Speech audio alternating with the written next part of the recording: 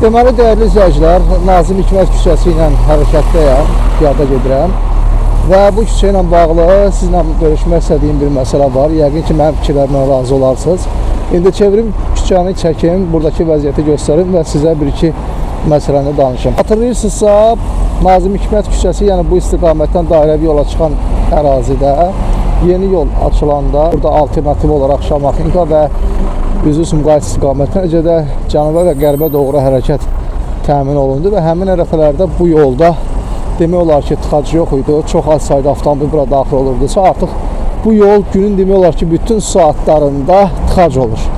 Bəli, nə qədər də yeni yollar açılsa da, alternativ yollar açılsa da, qısa müddətdən sonra həmin yola hər kəs bilir və hər kəs o yola üst tutur və nəticədə də bax belə bir vəziyyət yaşanır.